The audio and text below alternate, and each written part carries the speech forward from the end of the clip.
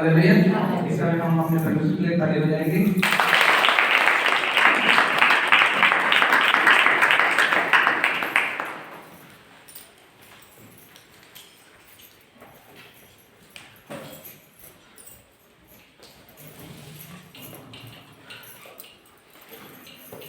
बोलो यीशु मसीह की जय। हालेलुया। परमेश्वर का धन्यवाद करते हैं आज के सुंदर दिन के लिए कि हम सब लोग परमेश्वर के भवन में आकर प्रभु की आराधना करने के लिए, परमेश्वर की स्तुति करने के लिए, परमेश्वर के नाम की आराधना करने के लिए, उसके वचन को सुनने के लिए परमेश्वर ने आज के दिन हम सबके जीवन पर अनुग्रह दिया, इसलिए हम प्रभु का धन्यवाद करते हैं। बोलो यीशु मसीह की जय। हमारे बीच में नए नए परिवार लोग जैसे आ रहे हैं, जंजगिरी गांव से भी, शनिलाल जंजगिरी से, हम लोग आपके पिताजी के लिए निरंतर प्रार्थना कर रहे हैं और आगे भी करते रहेंगे कि परमेश्वर जो है आपके जो पिताजी को परमेश्वर चंगाई दे, छुटकारा दे, उनके जीवन पर हमारा परमेश्वर अनुग्रह करेगा। हम लोग निरंतर दुआ करेंगे, प्रार्थना करेंगे और प्रभु उनको खड़ा करेगा और आप लोग भी निरंतर प्रार्थना करते रहिए। दूसरा बात यह है कि अभी 5 तारीख को विवाह होगी। किसका विवाह होगी आपको मालूम है, तो इस विवाह के लिए आप सबको प्रार्थना करना है, क्योंकि उनके घर के जो सियान है, मुखिया से हम लोग बात कर रहे थे, उनका जो व्यवहार थोड़ा बड़ा अजीब टाइप का व्यवहार है। तो आप सब लोग प्रार्थना करें उनके व्यवहार के, उनकी आदत आचरण के लिए, है ना, कि उस दिन परमेश्वर अपने असीम सामर्थ्य के द्वारा, प्रभु अपनी दया और करुणा के द्वारा विवाह के कार्यक्रम को सफल करने पाए। इसलिए आप सब लोग उस दिन के लिए विशेष आप लोग प्रार्थना करें, क्योंकि परमेश्वर जो है काम करता है और शैतान भी अपना काम करता है, लेकिन जीत किसका होता है मालूम? परमेश्वर का जीत होता है प्रार्थना के द्वारा। इसलिए आप सब प्रभु के लोग, है ना, प्रार्थना करेंगे। और आज हमारे बीच में भाई मामा बहुत ही अच्छे, है ना, वचन का प्रचार किया, तो मैं सोचता हूँ आगे और वचन का प्रचार करने की जरूरत नहीं है, क्योंकि आज हम सब ने भाई मामा के द्वारा बहुत ही अच्छी बातों को सीख चुके, है ना, प्रभु के वचन को ले चुके हैं और वचन को खा चुके हैं, और खा के पेट क्या हो गया है, फिर उसको खिलाएंगे तो क्या हो जाएगा, ज्यादा हो जाएगा। ठीक है, बहुत ही अच्छा लगा और मुझे अच्छा लगता है कि भाई लोग अच्छे वचन का प्रचार जब करते हैं, खड़ा होते हैं, तो हाँ, कोई तो तैयार हुआ, है ना, प्रभु के राज्य को बढ़ाने के लिए, प्रभु के काम को करने के लिए। कुछ ऐसे भी पास्टर होते हैं कि अगर पास्टर पैदा हो जाए, 2-4 जन और तो वो, अरे यार अब तो मेरा काम नहीं बनेगा, लेकिन मैं वैसा नहीं हूँ। 2-4 लोग तैयार हो जाए प्रभु के राज्य को बढ़ाने के लिए, प्रभु के काम को करने के लिए, कि सेवा किसका सेवा है? प्रभु का सेवा है, प्रभु का काम है ना। इसलिए मैं कहता हूँ कि जब भी भजन संहिता को लेकर जब आप खड़ा हो तो बड़े तैयारी के साथ खड़ा हो। वामन भाई का बड़ा अच्छा तैयारी था, प्रभु ने भी अनुग्रह दिया। हालेलुया। ऐसे ही आप लोग भी जब यहाँ पर जब खड़ा होते हैं प्रभु के वचन को लेकर, एक अच्छा तैयारी होना चाहिए। कई लोग बिना तैयारी के क्या हो जाते हैं, खड़ा हो जाते हैं, और बिना तैयारी के खड़ा होने का नतीजा भी दिख जाता है सबके सामने में, और तैयारी जब रहते हैं तो उसका भी नतीजा दिखता है। आज मुझे वचन विचार करने की जरूरत नहीं। बोलो यीशु मसीह की जय। सो कुछ बातों को आज हम थोड़ा सा देखेंगे। आपको मालूम प्रभु के प्यारे लोगों, आज हमारा भारत देश का जो संविधान है बहुत खतरे के है।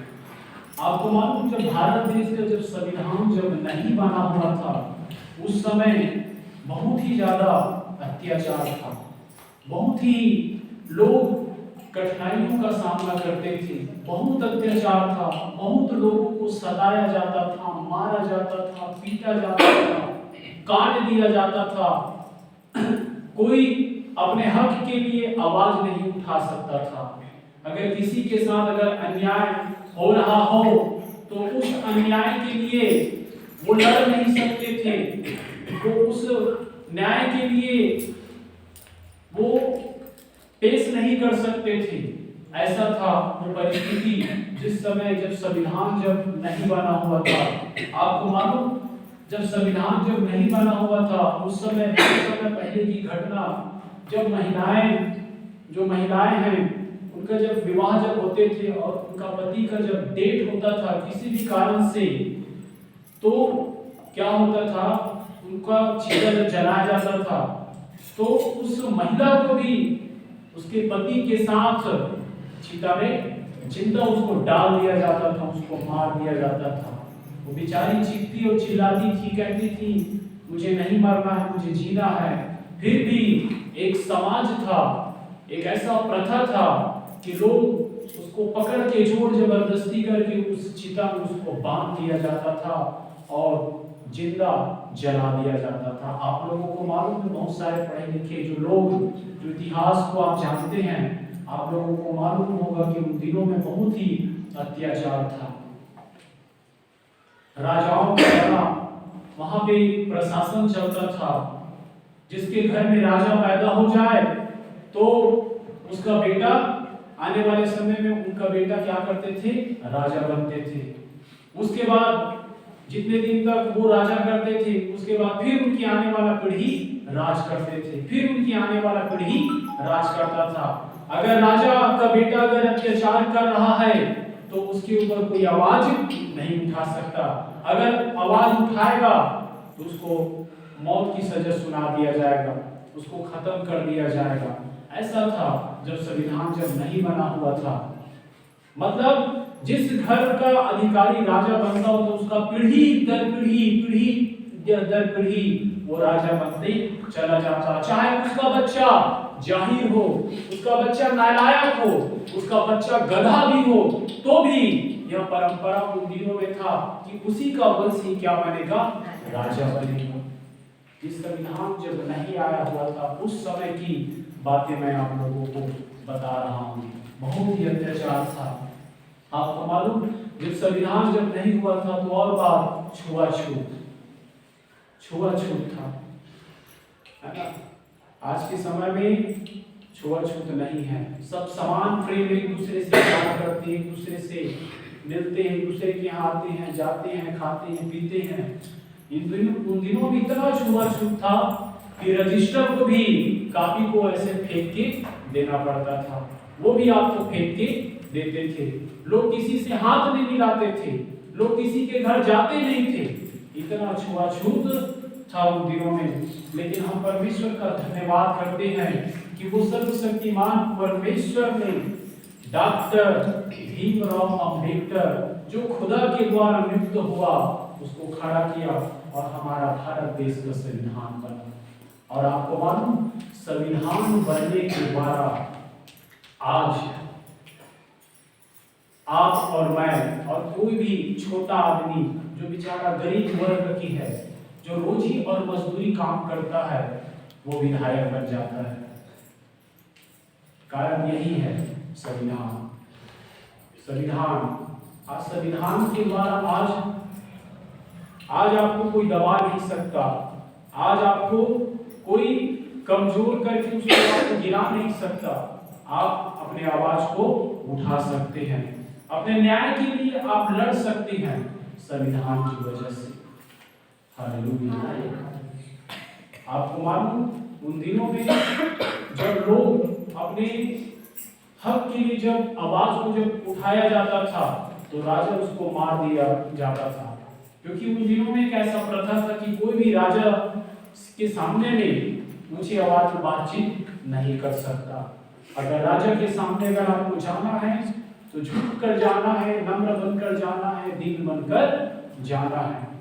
लेकिन आज मैं आपको बताना चाहूंगा कि अभी हमारा जो भारत देश का जो संविधान है, इसके लिए आज आपको और मुझको प्रार्थना करने की जरूरत है। हालेलुया। क्योंकि जब संविधान जब नहीं आया था तो उस समय एक और बात मैं बताना चाहूंगा, उन लोगों की दादागिरी चलता था जिनके पास ताकत था, जिनके पास ताकत था, जिनके पास पैसा था, जिसके पास धन था, जिसके पास लोग थे, उसकी दादागिरी उन दिनों में चलता था, लेकिन आज चलता है क्या? नहीं चलता। कारण क्या है?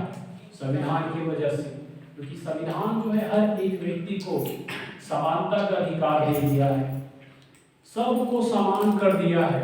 सब, अभी कोई ऊंच नहीं, कोई नीच नहीं, कोई गरीब नहीं, कोई अमीर नहीं। परमेश्वर ने सबको क्या कर दिया? समान कर दिया। पहले जो सभ्य जाति के जो होते थे उनको बहुत ही बुरी नजर से उनको देखा जाता था, छुआछूत माना जाता था, उनके घर में नहीं जाना, इस प्रकार से। लेकिन आज संविधान की वजह से उनके घर में आते हैं, जाते हैं। उन दिनों में जितने ऐसे लोग थे जिनको दबाया जाता था, जैसे कि जो जंगलों में रहते हैं ना, एसटी और एससी, उनको बहुत ज्यादा दबाया जाता था। लेकिन संविधान उनको उठाया और उनको एक अलग दर्जा दिया। लेकिन आज आपको मालूम, आरक्षण जो है अभी आप जो लाभ ले रहे हैं वो भी खतरे में है। हालेलुया। आरक्षण खत्म हो जाएगा। कहते ना, जो गोड़ होते हैं, है ना, आदिवासी गोड़ और सतनामी, उन लोगों को सरकार की तरफ से कुछ विशेष छूट रहते कि उनका सरकारी नौकरी लग जाएगा, लेकिन ये भी खत्म हो जाएगा। हालेलुया। इसलिए प्रभु के प्यारे लोगों, आज आप और मैं, हम क्या करें? प्रार्थना करें परमेश्वर से कि हमारा संविधान रहने पाए। संविधान की वजह से आप यहाँ पर बैठ के प्रभु की आराधना कर रहे हैं।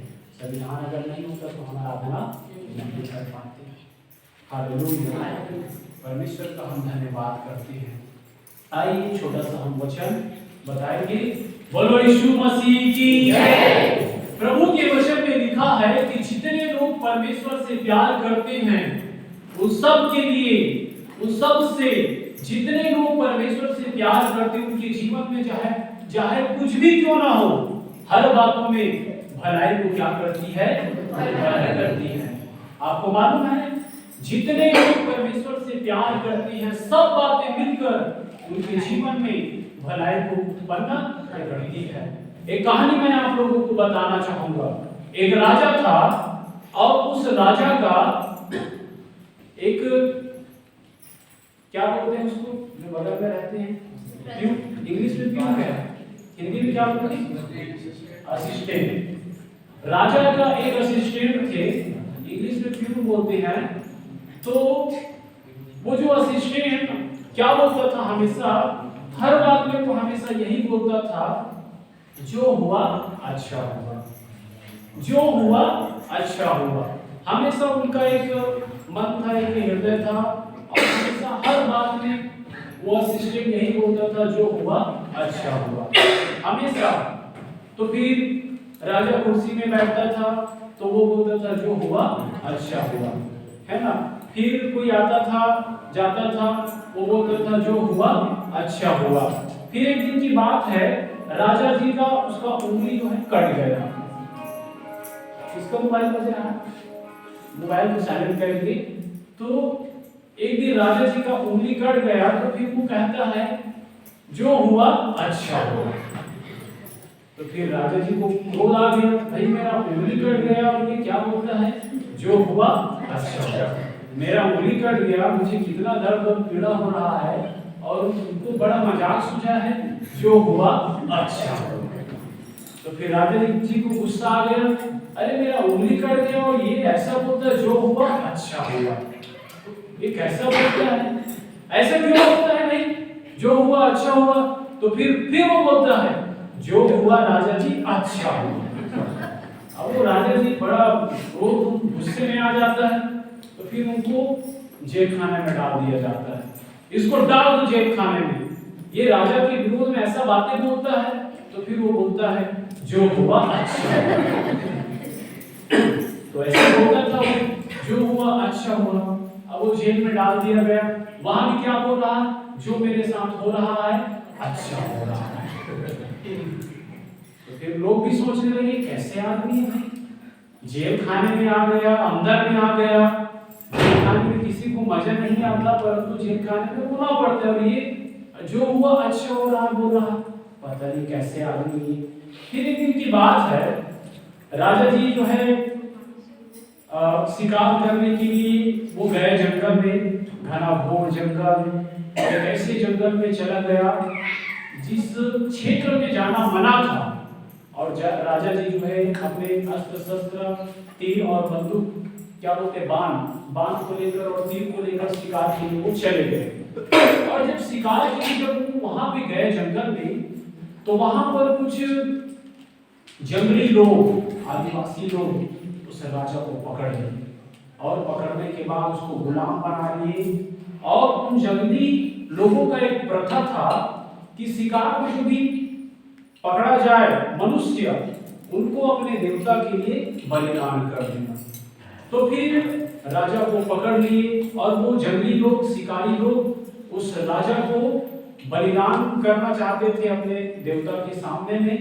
तो बस एक व्यक्ति लेके आया एक बड़ा सा तलवार, छुरा, और बस उसका गर्दन ऐसा काटने ही वाला था, और बस कटने ही वाला था। उसी समय एक व्यक्ति ने देख लिया और कहने लगा, रुक जाइए, रुक जाइए, ये इसको आप बलिदान मत कीजिए हमारे देवता के लिए, हमारा देवता नाराज हो जाएगा, क्योंकि ये व्यक्ति बलिदान हो चुका है, इसका उंगली कट गया है, आपको मालूम नहीं, देखिए देखिए इस उंगली को। तो फिर वो व्यक्ति सबको दिखाने लगा, ये बलिदान हो चुका है, इसका उंगली कटा हुआ है, और इसलिए हम अपने देवता की अगर बलिदान चढ़ाएंगे ना, तो हमारा देवता क्रोधित हो जाएगा, है ना, हम ही लोगों को नाश कर देगा, खत्म कर देगा, है ना। तो इस प्रकार से बोला, और उस व्यक्ति को, उस राजा को छोड़ दिया गया।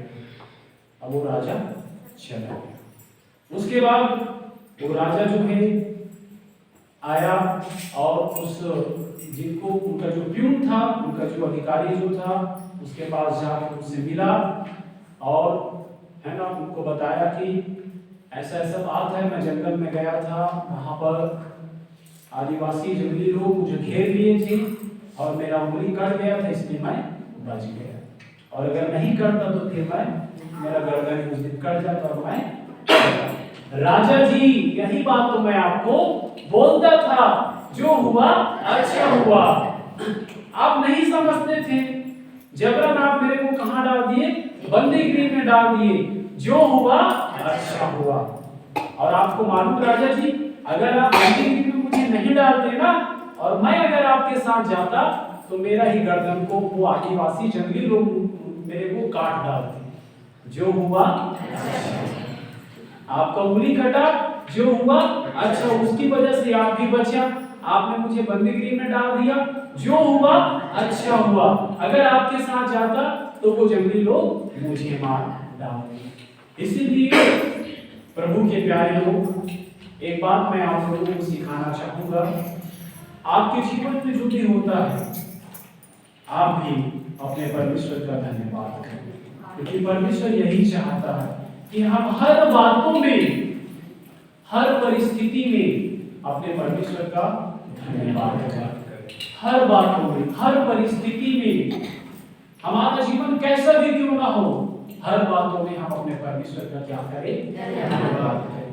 उस वचन में लिखा है, उर्दू की किताब, जितने लोग परमेश्वर से प्रेम करते हैं, सब बातें मिलकर उनके जीवन में भलाई को उत्पन्न करती है। हर बातों में हम अपने प्रभु का धन्यवाद करें। उठते, बैठते, चलते, फिरते, परिस्थिति कैसा भी क्यों ना हो, परिस्थिति कितना भी जटिल परिस्थिति क्यों ना हो, कितना भी कंडीशन खराब क्यों ना हो, हर बातों में हम अपने परमेश्वर का क्या करें, धन्यवाद करें। क्योंकि आपको मालूम, परमेश्वर की मर्जी के बगैर एक पत्ता भी नहीं हिलता, एक पत्ता भी नहीं हिलता। इसीलिए बस बोल दीजिए, प्रभु आपका धन्यवाद, मेरे जीवन पर ऐसा है ना, धन्यवाद प्रभु। आपको मालूम, प्रभु के प्यारे लोगों, कई बार परमेश्वर आपसे और मुझसे बातचीत करता है, लेकिन इस संसार की बातों की वजह से हम खुदा की आवाज को अपने कानों पर नहीं सुन पाते। इसीलिए प्रभु क्या करता है, हमारे जीवन पर ऐसे परिस्थितियों को लेकर आता है, क्योंकि प्रभु का हम बेटा है, प्रभु की हम बेटी हैं, और प्रभु आपको और मुझको बचाना चाहता है। छुड़ाना चाहता है। प्रभु आपसे और मुझसे प्यार करता है। हम उसकी आवाज को नहीं सुन सकते, लेकिन कई बार ऐसे परिस्थितियों को लाकर प्रभु हमें बचाता है, प्रभु हमें छुड़ाता है। इसलिए हर बातों में हम अपने परमेश्वर का क्या करें? धन्यवाद करें। बोलो यीशु मसीह की जय। और इस वचन के द्वारा भाई वामन ने भी बहुत अच्छा संदेश दिया। सारे बातों की प्रभु आप सबको आशीष दे। आइए प्रार्थना में हम जाएंगे।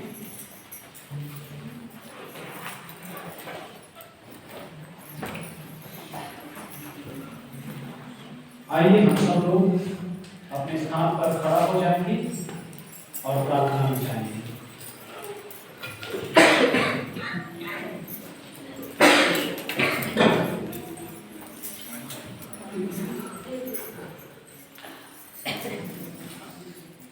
अपने हाथों को उठाकर धन्यवाद के साथ